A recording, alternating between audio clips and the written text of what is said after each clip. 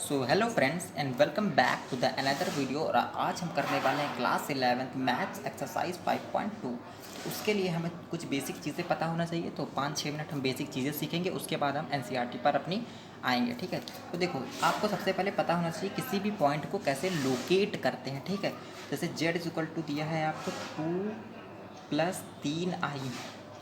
देखो सबसे पहले आपको बेसिक चीज़ ये पता होनी चाहिए कि जैसे हमारा ये फर्स्ट क्वाड्रेंट होता है, ये सेकंड क्वाड्रेंट होता है, this is our third quadrant and this is our fourth quadrant. ये आपको पता है, बहुत बढ़िया। यहाँ पर हम क्या लेते हैं, प्लस कॉमा प्लस, दोनों प्लस लेते हैं। यहाँ पर हम माइनस कॉमा माइनस लेते हैं। ठीक, यहाँ पर हम प्लस माइनस लेते हैं और यहाँ पर हम माइनस प्लस लेते हैं। ये आपको पता है, बहुत बढ़िया।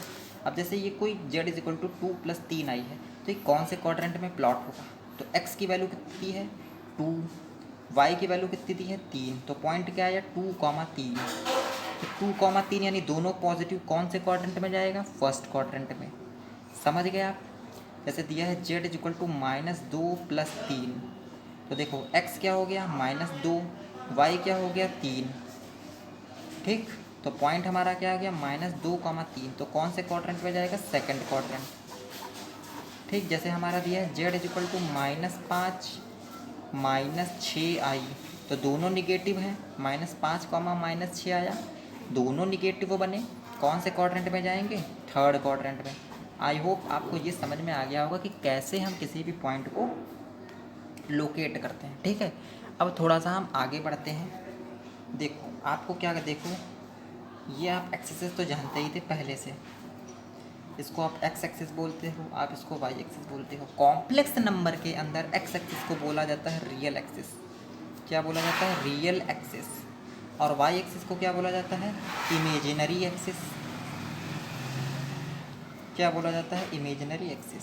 इतना समझ गए, बहुत बढ़िया। अब थोड़ा सा आप यहाँ पे समझने की कोशिश करेंगे हम लोग। देखो बहुत ध्यान से देखना बेटा, ये हमने बना लिया अपनी रियल एक्सिस। ठीक, और ये हमने अपने बना ली इमेजिनरी एक्सिस। ठीक, कोई दिक्कत।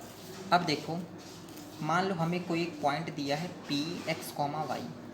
भाई जैसे हमने पॉइंट लोकेट करा 2,3 -2,5, ऐसे कोई हमें एक पॉइंट है एक्स कॉमा वाई, सिंपल सी बात। ठीक, और ये हमारा ओरिजिन है। तो हम अगर ओरिजिन से इस पॉइंट पी को, इसके कोऑर्डिनेट क्या होंगे 0,0, जब ओरिजिन है तो इस पॉइंट पी को हम मिलाएं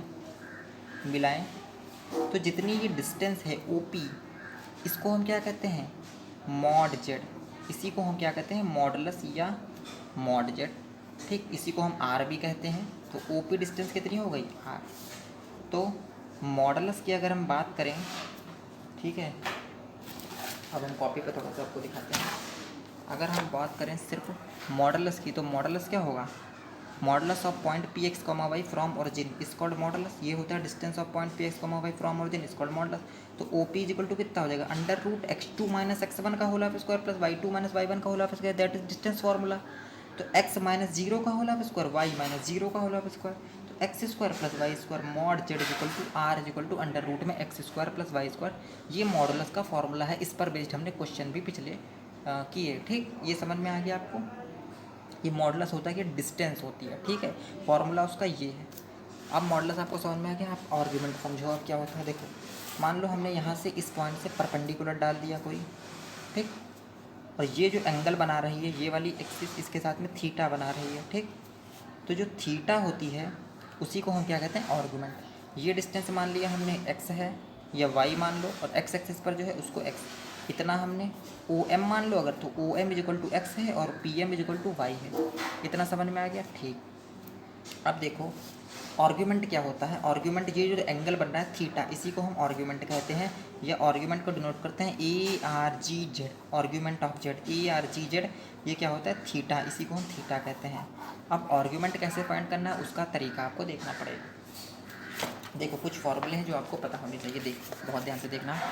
देखो it is denoted by argument Z और थीटा, थीटा से भी और आर्ग्यूमेंट जेड से भी। सबसे पहले आपको क्या करना पड़ेगा, डिटरमाइन करना पड़ेगा कि जो पॉइंट है तुम्हारा, आर्ग्यूमेंट फाइंड करने के लिए जो भी पॉइंट है वो कहाँ लाई कर रहा है।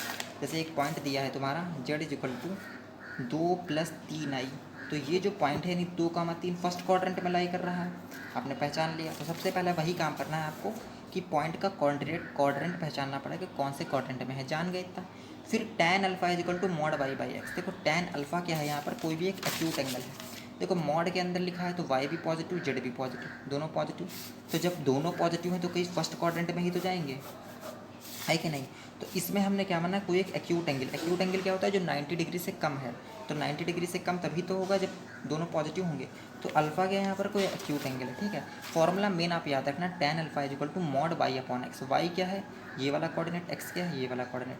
अब देखो, अगर पॉइंट मान लो आपने चेक किया और वो फर्स्ट क्वाड्रेंट में आया, तो argument is equal to z is equal to theta is equal to alpha, इतना याद रखना, ठीक। Theta is equal to alpha अगर फर्स्ट क्वाड्रेंट में आता है आपका पॉइंट मान लो सेकंड क्वाड्रेंट में आ रहा है, तब थीटा इज इक्वल टू क्या हो जाएगा, पाई माइनस अल्फा। आपका क्वाड्रेंट अगर थर्ड क्वाड्रेंट में आ रहा है पॉइंट, तो theta is equal to alpha minus pi. और आपका अगर पॉइंट जो है फोर्थ क्वाड्रेंट में आ रहा है तो theta is equal to minus alpha, ठीक। आप इस चीज़ का हमेशा याद रखो कि जो आर्ग्यूमेंट है यानी जो थीटा की वैल्यू है वो माइनस पाई से प्लस पाई के बीच रहनी चाहिए, यानी माइनस 180 से प्लस 180 के बीच में रहनी चाहिए। और अगर ऐसा होता है तो हम उसको क्या बोलते हैं, प्रिंसिपल वैल्यू ऑफ आर्ग्यूमेंट। क्या बोलते हैं, principal value of argument. Theta की वैल्यू कहाँ रहनी चाहिए, माइनस 180 से प्लस 180 के बीच रहनी चाहिए। आप इसका स्क्रीनशॉट ले लो या आप जो भी नोट करना है तो वीडियो को पॉज करके तुरंत सा नोट कर लो, ठीक है। ये मोस्ट इंपॉर्टेंट फॉर्मूले हैं आर्ग्यूमेंट फाइंड करने के लिए, ठीक। अब हम क्वेश्चन पे आएंगे और देखते हैं, ठीक है, क्वेश्चन करने के लिए। तो हम आपके एनसीईआरटी पर ही आ जाते हैं डायरेक्ट। तो एनसीईआरटी का 1 मिनट आ जाते हैं आगे भाई। देखो एनसीईआरटी में तुम्हारा क्या कह रहा है, सबसे पहले find the modulus and argument of the complex number. ये हमें कॉम्प्लेक्स नंबर दिया है, x की वैल्यू -1, y की वैल्यू -√3, सही। मॉडल्स निकाला, z r is equal to mod z is equal to √x² + y²। ये फॉर्मूला बताया, x की जगह कितनी वैल्यू है, y की जगह वैल्यू डाली, सॉल्व किया तो 2 आ गया, ये हमारा r आ गया, ठीक, या मॉड जेड आ गया, समझ गया। ये एक बार ही लगेगा, ठीक। अब नेक्स्ट स्टेप हम क्या करेंगे, tan अल्फा निकालेंगे। tan alpha is equal to mod y upon x, formula बताया आर्ग्यूमेंट फाइंड करने के लिए। अगर सिर्फ मॉडुलस कहे तो आप इतना कर दोगे, हो जाएगा आपका काम, ठीक।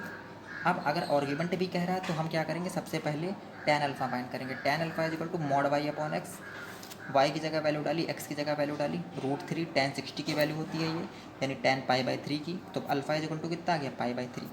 अब हमें चेक करना पड़ेगा कि पॉइंट कहाँ लाई कर रहा है। देखो पॉइंट क्या है, -1, -√3, -1, -√3 दोनों माइनस है, तो कहाँ जाएगा, थर्ड क्वाड्रेंट में जाएगा। तो हमने यहाँ पे लिखा, क्या लिखा कि point -1, -√3 lies in third quadrant में लाई कर रहा है। तो आर्ग्यूमेंट क्या हो जाएगा, theta is equal to pi minus alpha. बताया कि थर्ड क्वाड्रेंट के लिए फॉर्मूला बताया ना, theta is equal to pi minus alpha. तो थीटा पाई की जगह हम वैल्यू अल्फा की जगह हम वैल्यू निकाल चुके हैं, theta is equal to alpha minus pi, ठीक है, थोड़ा सा गलत हो गया था। Theta is equal to alpha minus pi, तो अल्फा की जगह वैल्यू हम π/3 निकाल चुके हैं, माइनस पाई सॉल्व कर दिया, theta is equal to answer निकाल दिया। यही हमारा आर्ग्यूमेंट है, समझ गए आर्ग्यूमेंट फाइंड करना। फिर से एक और क्वेश्चन दिया है तुम्हारी एनसीईआरटी में, उसको देखकर सबसे पहले भाई जेड इक्वल टू दिया है इतना, एक्स इक्वल टू हमने लिख लिया, वाई इक्वल टू लिख लिया। सबसे पहला काम बेसिक का मॉडुलस निकाला, r equal to mod z equal to √x² + y²। X की जगह वैल्यू डाली, वाई की जगह वैल्यू डाला, r equal to mod z equal to 2 आ गया। इसमें कोई दिक्कत किसी को नहीं। चलो आगे बढ़ते हैं। आर्ग्यूमेंट फाइंड करने के लिए क्या करते हैं, सबसे पहले हम tan अल्फा फाइंड करते हैं। तो tan अल्फा क्या हो जाएगा, mod y upon x, y की वैल्यू डाली, एक्स की वैल्यू डाली, सॉल्व किया, π/6 आ गया, ठीक। 1/√3 की इसकी 30 की वैल्यू होती है, 30 को π/6 लिखते हैं, तो अल्फा इज इक्वल टू π/6। अब देखो पॉइंट तुम्हारा दिया -√3 और (1), ये कहाँ लाई करेगा बताओ, -√3, (1) कहाँ लाई करेगा, सेकंड क्वाड्रेंट में लाई करेगा कि नहीं। अब सेकंड क्वाड्रेंट में लाई कर रहा है तो theta is equal to pi minus alpha, formula second quadrant के लिए। तो पाई माइनस अल्फा की जगह π/6, तो थीटा इज इक्वल टू इतना आ गया। समझ गए आप, बहुत बढ़िया। आर्ग्यूमेंट निकालना जाएंगे, बहुत बढ़िया।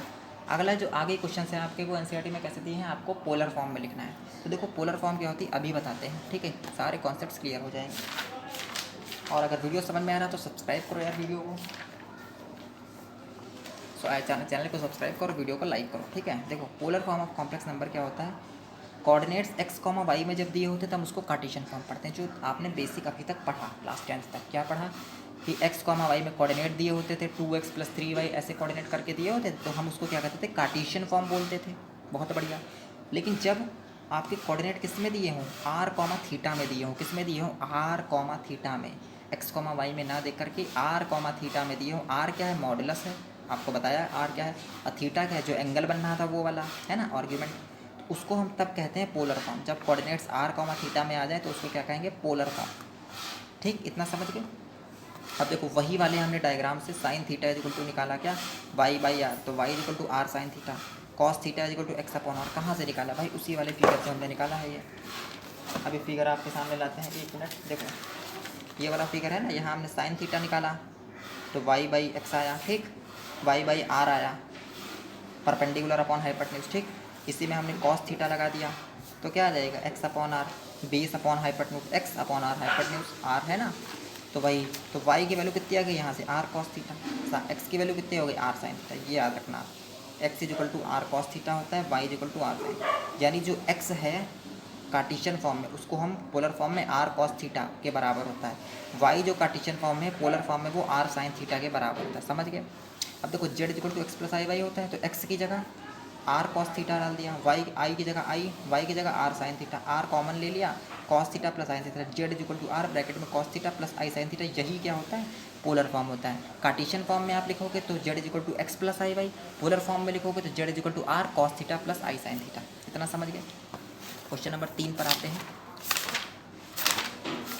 देखो question number 3, convert the given complex number in polar form. तो जो क्वेश्चन नंबर 1 और 2 में आपने किया, क्या किया, मॉडुलस फाइंड किया और आर्ग्यूमेंट फाइंड किया, उतना तो आपको करना ही है। x की वैल्यू लिखी, y की वैल्यू लिखी, मॉडुलस फाइंड किया, समझ गए इतना, बहुत बढ़िया। फिर आर्ग्यूमेंट कैसे फाइंड करते थे, सबसे पहला स्टेप tan अल्फा लिखते थे हम लोग, लिख लिया, वैल्यू निकालिए, देखा भाई π/4 आ गया तो अल्फा आ गया। अब कोऑर्डिनेट कहाँ लाई कर रहा है, 1, -1 है तो 4th में लाई करेगा, है कि नहीं। तो आपको पता है कि कैसे पता चल रहा है कि कौन सा कोऑर्डिनेट कहाँ लाई कर रहा है, ऐसे देखो, देख के पता चलता है। अगर दोनों प्लस हैं तो फर्स्ट में, पहला माइनस दूसरा प्लस तो सेकंड में, तीसरा माइनस, दोनों माइनस हैं तो थर्ड में, पहला प्लस दूसरा माइनस, देखो इसमें क्या है, पहला वाला प्लस है और दूसरा वाला माइनस, तो कहाँ जाएगा, 4th में जाएगा, ठीक। तो 4th क्वाड्रेंट में लाई करा भाई।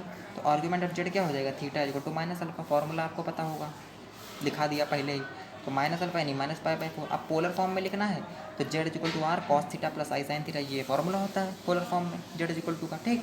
तो r की जगह निकाल चुके हैं हम √2, देखो r की जगह हमने यहाँ पे √2 निकाला है कि नहीं निकाला है, r इज इक्वल टू √2 निकाला है कि नहीं निकाला है, ये देखो, ठीक।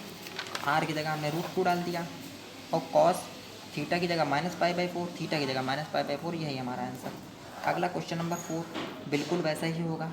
अब मैं आपको सारे क्या कर रहा हूँ, क्वेश्चन आपको दिखाते जा रहा हूँ ताकि आप देख लो, ठीक है। मैंने सारे ऑलरेडी सॉल्व करके रखे हैं, आप देखते जाओगे वीडियो को तो समझ में आता जाएगा, वीडियो को पॉज कर करके देख सकते हो आप। 1 मिनट मैं इसको साफ़ कर देता हूँ, हाँ चलो ठीक है, दिख रहा है साफ, ठीक। फिर हमने उसका आर्ग्यूमेंट निकाला भाई, सबसे पहले देखो r निकाल लिया, tan अल्फा निकाल लिया, कुछ ऐसा कठिन है नहीं। पॉइंट देखो कहाँ लाई कर रहा है, थर्ड सेकंड में क्वाड्रेंट लाई कर रहा है, तो फॉर्मूला वो लगा दिया, थीटा इज इक्वल टू निकाल दिया, polar form Z is equal to r cos theta plus i sin theta, value डाल दी r की और थीटा की, आंसर आ गया। बेस समझ गए तो आप सब समझ जाओगे, ठीक। अब देखो जैसे इसमें दोनों पॉइंट क्या है, x - 1 y - 1, कौन से क्वाड्रेंट में लाई करेगा, कौन से क्वाड्रेंट में, थर्ड क्वाड्रेंट में लाई करेगा, दोनों नेगेटिव हैं, तो theta is equal to alpha minus pi, ठीक है। समझ रहे हो, वीडियो को पॉज करके समझते जाओ, बहुत सरल है। वैल्यू डाल दी हमने, आंसर हो गया। अब जैसे ये वाला है, जैसे इसमें सिर्फ और सिर्फ क्या दिया है, -3 दिया है, तो इसमें हम -3 प्लस i0 इस तरह से लिख सकते हैं। तो x वाला -3 हो गया, y वाला 0 हो गया। मॉडुलस फाइंड करा, √x² + y², -3 का स्क्वायर प्लस 0 का स्क्वायर, तो -3 है तो माइनस का हो जाएगा प्लस, और स्क्वायर से अंडर रूट कट जाएगा, ठीक। या जैसे भी आप समझो, -3 को स्क्वायर को सॉल्व करेगा तो 9 आ जाएगा, और 9 का अंडर रूट 3 आ जाएगा, ठीक। फिर tan alpha equal to mod y/x solve किया तो 0 ऊपर है माइनस नीचे है, तो ये 0 हो जाएगा, ठीक। तो tan 0 बन गया, और tan 0 किसकी वैल्यू होती है, tan 0 होती है, सॉरी tan 0 की वैल्यू होती है 0, तो 0 किसकी वैल्यू है, tan 0 की वैल्यू है, तो दोनों तरफ भाई कंपेयर करा तो अल्फा इज इक्वल टू 0 आ गया, ठीक। तो जब अल्फा इज इक्वल टू 0 हो गया और पॉइंट कहाँ लाई करेगा, -3, 0, -3, 0 कहाँ लाई करेगा, सेकंड क्वाड्रेंट में लाई करेगा, तो वो हमने लिख दिया फॉर्मूला उसका और सिंपल सा सॉल्व कर दिया, इसमें क्या दिक्कत है। अगला जैसे दिया है तो ये तो फर्स्ट क्वाड्रेंट में ही आ जाएगा, दोनों पॉजिटिव, तो इसमें तो कुछ बताना ही नहीं है, वीडियो को देख लो आप समझ में आ जाएगा, ठीक। नेक्स्ट है जो आपका, जैसे आई दिया है सिर्फ यहाँ पर, तो 0 + i × 1 लिख सकते हैं। तो x की वैल्यू 0, y की वैल्यू 1, 0² + 1² √1 यानी 1, r = 1 आ गया। मॉड y 1/0 क्या होता है? इन्फिनिटी। इसको आप थोड़ा समझ लो बेसिक कि अगर 1/0 दिया है तो वो इन्फिनिटी होता है, और 0/1 दिया है तो वो 0 होगा। 0/something = 0 और something/0 = इन्फिनिटी। तो 1/0 है तो इन्फिनिटी हो गया। इन्फिनिटी tan इन्फिनिटी किसकी है? इन्फिनिटी में क्या किसकी वैल्यू होती है? tan 90 की वैल्यू इन्फिनिटी होती है। तो π/2 लगा दिया तो अल्फा = π/2 हो गया। अब 0, 1 कहाँ लाई करेगा? फर्स्ट दोनों पॉजिटिव हैं तो फर्स्ट क्वाड्रेंट में तो थीटा = अल्फा, थीटा = π/2। तो z = r cos theta + i sin theta, r की वैल्यू 1 है, 1 लिखो चाहे ना लिखो, ऐसे कर दो, आंसर तुम्हारा। समझ गया? तो अगर वीडियो हेल्प किया तो यार वीडियो को लाइक करो और चैनल को सब्सक्राइब करो यार, ठीक है, और सपोर्ट करो यार प्लीज़।